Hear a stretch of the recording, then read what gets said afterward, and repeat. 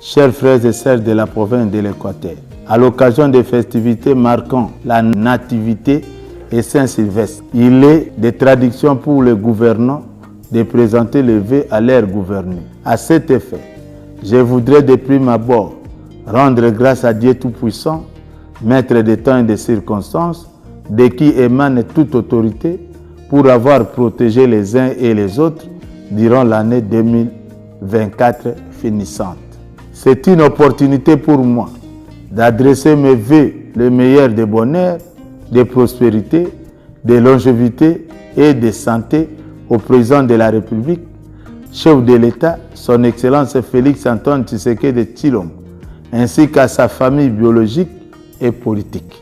Enfin, j'adresse mes vœux le meilleur également aux animateurs des institutions de la République et à tous les membres qui composent cette dernière, en l'occurrence l'Assemblée nationale, le Sénat et le gouvernement de la République. Je me félicite des rapports cordiaux et sincères qui caractérisent nos deux institutions politiques de la province et les membres qui les composent. Je salue la sagesse des honorables députés provinciaux qui se battent nuit et jour dans le but d'assurer et de consolider la stabilité des dites institutions.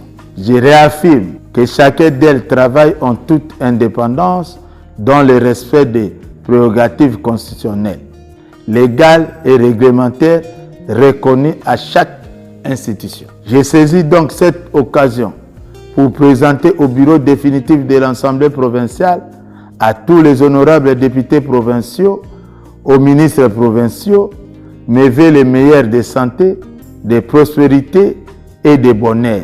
Je n'ai pas oublié les membres de mon cabinet et ceux des cabinets ministériels. Je rends hommage à la jeunesse de ma province pour sa maturité en refusant de céder à l'instrumentalisation politique des ennemis de la province et qui fait preuve des soucis de développement de leur province par des propositions, des projets innovateurs.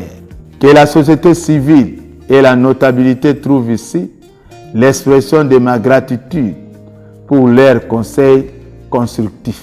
Que Dieu Tout-Puissant leur accorde longévité et plus de sagesse.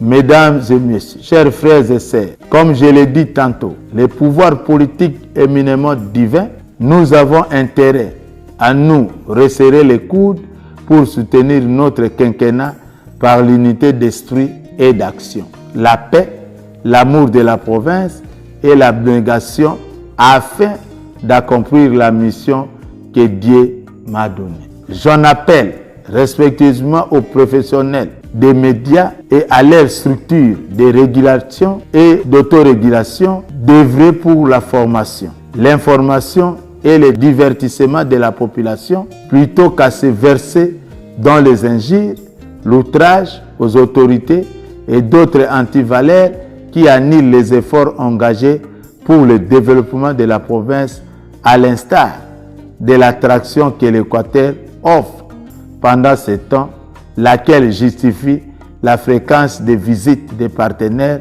et des investisseurs privés. J'invite les hommes d'affaires locaux, congolais et étrangers, à plus d'initiative et de créativité grâce à ma politique de bon climat des affaires pour rendre leurs affaires prospères au profit du bien-être de la population de l'Équateur. En ce qui me concerne, ma foi chrétienne m'impose de pardonner ceux qui se sont sentis lésés à travers mes actes de gestion.